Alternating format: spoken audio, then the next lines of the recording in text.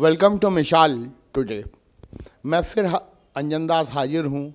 इतनी लंबी जर्नी करके आया हूँ रविंदर सर के कार में, आपने देखा, और मैं इनके फार्म हाउस में बैठा हुआ हूँ और यहाँ पे उनके स्टूडेंट्स भी हैं।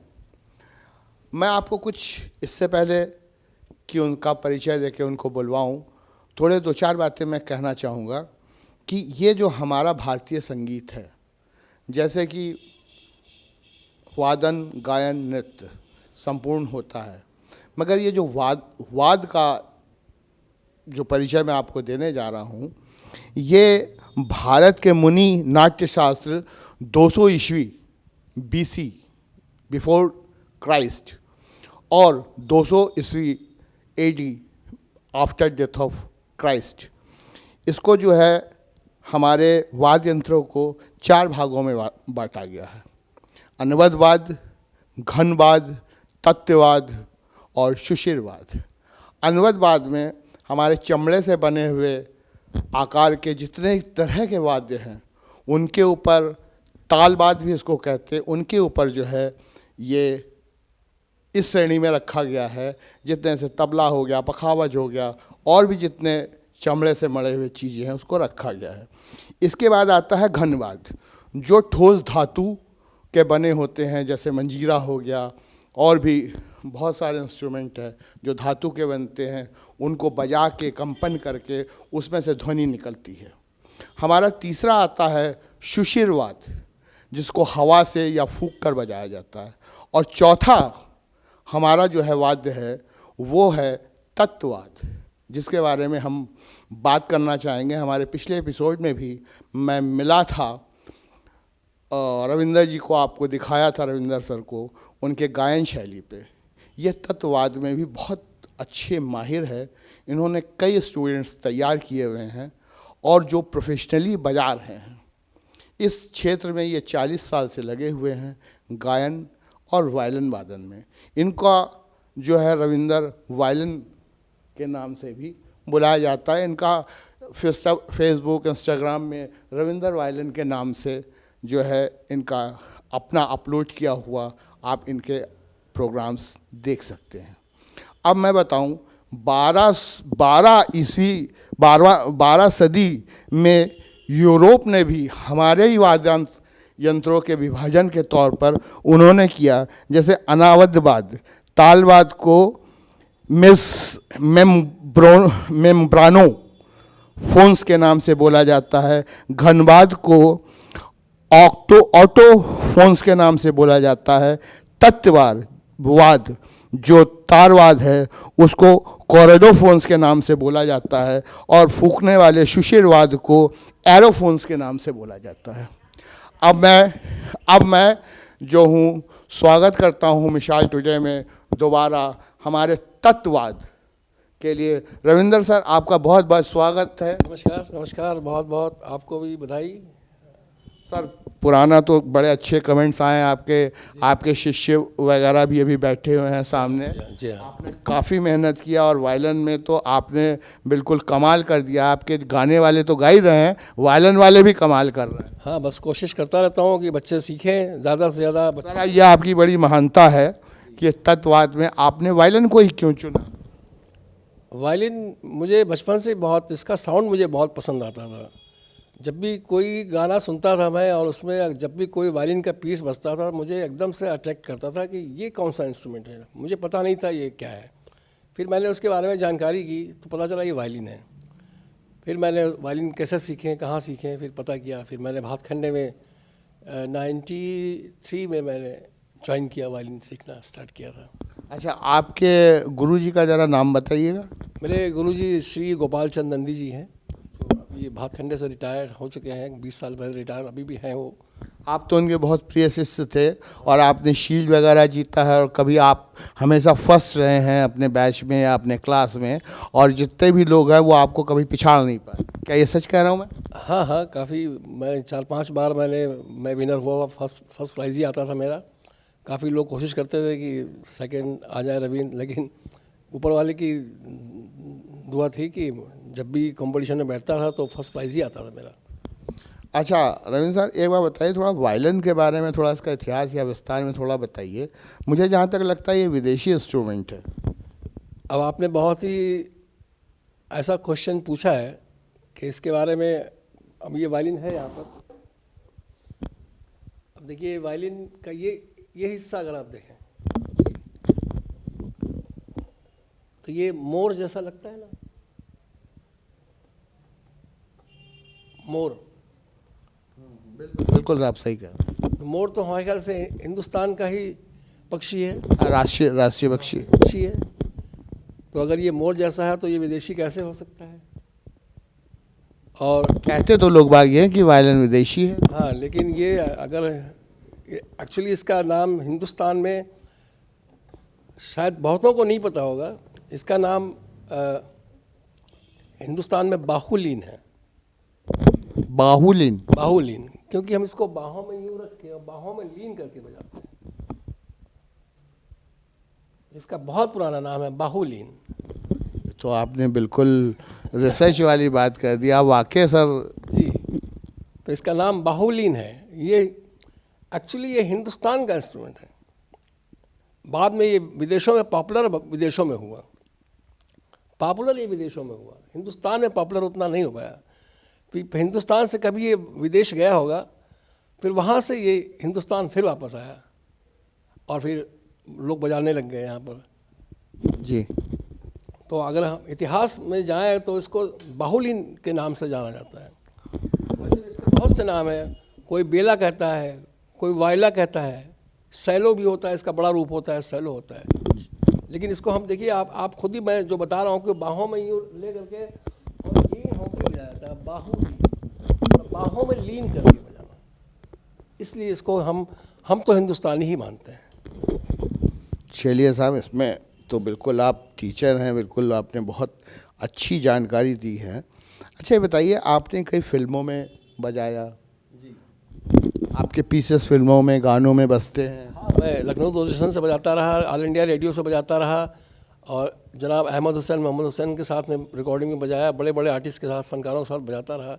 पहले लखनऊ में वायलिन का करीब 20 लोगों का ग्रुप हो गया था, हम लोग स्टूडियो में रिकॉर्ड करते थे। लेकिन अब वो ज़माना ख़त्म हो गया, अब तो सब मैनुअली, कुछ होता नहीं है, अब तो सब कीबोर्ड और सिंथेसाइजर वगैरह। पे ही सब हो जाता है। सैकड़ों वायलिन के इसका साउंड उसमें आ जाता है। अच्छा, क्या आपको ये नहीं लगता है जो सिंथेसाइजर वगैरह जो विदेशी इंस्ट्रूमेंट्स आए हुए हैं, इससे आर्टिस्टों की कमाई पे फ़र्क पड़ा? कमाई भी तो फ़र्क पड़ गया है, लेकिन एक्चुअली क्या है, म्यूज़िक पे भी फ़र्क पड़ गया है। क्योंकि म्यूज़िक पे तो बहुत फ़र्क पड़ा। क्योंकि जो गाने आज हम 50 साल पहले जो गाने रिकॉर्ड हुए थे वो आज भी हम सुनते हैं, क्योंकि उसमें 100 वायलिन बजे हुए थे। जी बिल्कुल। और जो 50 साल पुराना गाना आज भी हम सुनते हैं, और जो कल का गाना बना हुआ है उसको आज हम नहीं सुनते हैं। एक डायरेक्टर साहब थे, उनका जरा नाम बताइए, जो वायलिन ही बहुत बजाते थे। अरे लक्ष्मीकांत प्यारेलाल। हाँ, लक्ष्मीकांत प्यारेलाल। है ना, उनका बजाया हुआ गाना देखिए, मैं बजा के दिखाता हूँ आपको। एक्चुअली एक प्यार का नगमा जो सॉन्ग है, हिंदुस्तान में वायलिन को इस गाने से ही लोगों ने पहचाना। मैं अभी शोज़ करता हूँ, जहाँ भी जाता हूँ, तो जैसे ही मेरे हाथ में लोग वायलिन देखते हैं, बोलते हैं एक प्यार का नगमा बजा दीजिए। आज भी 30 साल से मैं प्रोग्राम कर रहा हूँ, जब भी कोई देखता है वायलिन को बजाते हुए, मेरे पास लोग तुरंत आते हैं, सर वो एक प्यार का नगमा बजा दीजिए, या वो जाने कहाँ गए वो दिन बजा दीजिए। जरा एक स्थायी एक अंतरा सुनना चाहूँगा। प्यारेलाल जी ने इसका म्यूज़िक दिया था, लक्ष्मी प्यारेलाल जी ने म्यूज़िक दिया था, और इसमें ख़ुद प्यारेलाल जी ने वायलिन बजाया है, जिससे कि हिंदुस्तान में लोगों ने वायलिन को पहचाना है।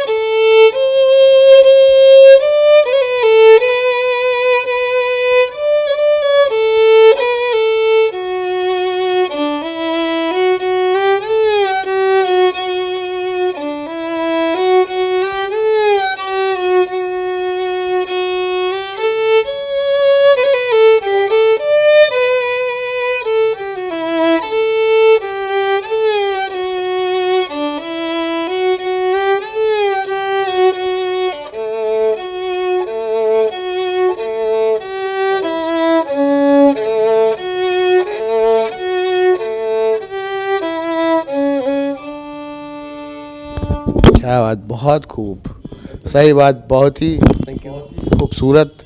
ये आपने बजाया तो जनता ही डिसाइड करेगी। गाने मतलब से ही लोग वायलिन को जानते हैं। एक और गाना है, उसका मैं एक छोटा सा एक पीस बजा दे रहा हूँ, जिससे भी लोग वायलिन को पहचानते हैं। जब भी देखते हैं कि भाई वो बजा दीजिए, हैं।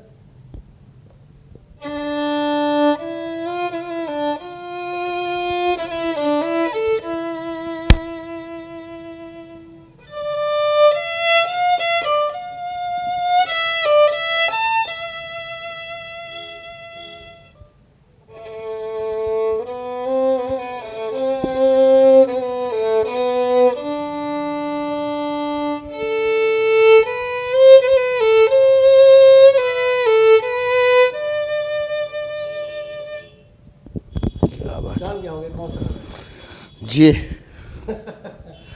अब एक बात बताइए, कलाकारों की ज़िंदगी में कलाकार बड़ा भावुक होता है भावना नहीं होगा तो संगीत नहीं होगा। और उनकी हर बात दिल से निकलती है।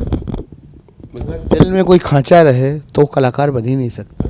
बिल्कुल सही, सत्य है। तो भाई संगीत तो भावना का ही। अच्छा, आपने इतनी जगह प्रोग्राम किए, स्टेज प्रोग्राम्स किए, गज़ल में भी और वायलिन के साथ भी, कुछ आपका सुखद अनुभव? सुखद अनुभव तो हर प्रोग्राम में होता है। जब भी हम बजाते हैं लोग आसपास आ जाते हैं और जब तारीफ करने लगते हैं तो इससे बड़ा सुख और कुछ नहीं हो सकता है। पैसा कौड़ी सब अलग चीज़।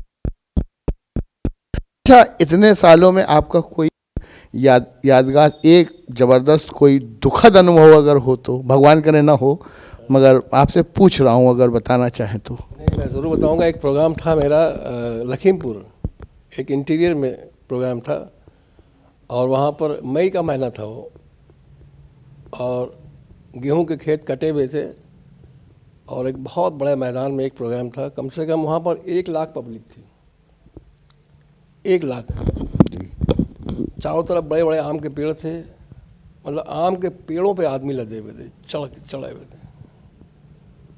और प्रोग्राम जैसे ही शुरू हुआ, स्टेज बना हुआ था, 4 ट्रैक्टर 5 ट्रैक्टर की ट्रॉलियों पे स्टेज बना हुआ था। जैसे ही प्रोग्राम चालू हुआ, एक बहुत बड़ा तूफान आया और स्टेज पूरा गिर गया। बाप रे। एक सिंगर थी, उसके सर पे एक लगा आगे बांस, बेहोश हो गई। खैर वो सब किसी तरह से, और पब्लिक वहाँ पे ऐसी 1 से 1.5 लाख पब्लिक, और वो हटने को तैयार।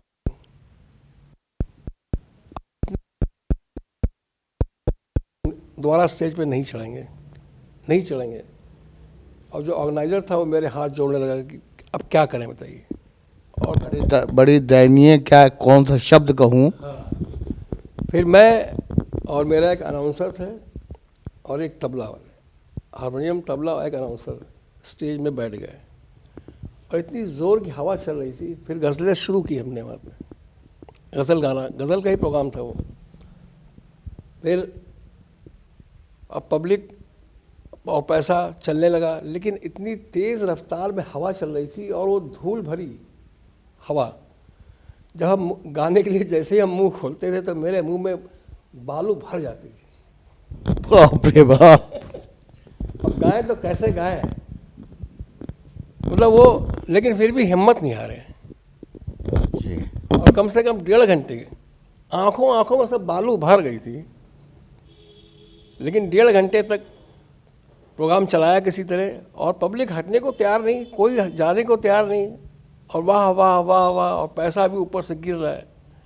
मतलब एक ऐसा, मतलब चारों तरफ से बारिश हो रही थी, धूल की भी, हवाओं की भी और पैसों की भी, और जो है ख्याति की। भाई गाना गाने के लिए मुंह तो खोलना ही पड़ता है। अब जैसे ही मैं आवाज़ अपना निकालूं तो भर भर मेरे मुंह में मिट्टी भर भर। अरे फिर कैसे गाया हमने, कैसे आंखों में धूल भरी आ रही, और बहुत तेज़ आंधी, लेकिन पब्लिक हटने को तैयार नहीं। वो मंजर मुझे आज भी याद है। मतलब इस तरह का प्रोग्राम शायद ही किसी ने किया हो। सही बात, कलाकारों की ज़िंदगी में कैसे कैसे मोड़ आते हैं, ये तो बहुत सही कह रहे हैं। अब हमारे सामने आपके स्टूडेंट्स भी बैठे हुए हैं जो स्टेज प्रोग्राम कर रहे हैं, तो अब हम आपसे विदा लेना चाहेंगे। थोड़ा स्टूडेंटों के साथ आप बैठ के तारुफ करा के कुछ स्टूडेंटों के साथ सुनाइए और फिर उनका अलग अलग तारुफ हम करते हैं। मैं अंजन दास विशाल टुडे से आपसे विदा लेता हूं। जिन्होंने हमारे इस चैनल को सब्सक्राइब नहीं किया, इसलिए मैं कह रहा हूं कि हमारी वीडियो की नोटिफिकेशन आप तक मिलती रहेगी। मैं सत्यम श्रीवास्तव जी जो मल्टीमीडिया प्रोड्यूसर है और रविंद्र जी के फार्म हाउस से जो पिपरी पुरवा चंद्रिका देवी से लगभग 15 किलोमीटर दूर है, वहाँ से अब मैं विदा लेता हूँ। और नेक्स्ट वीडियो में अभी मैं शूट करने जा रहा हूँ, उनके स्टूडेंटों के साथ उनका प्रोग्राम उनसे तारुफ कराऊँगा। धन्यवाद।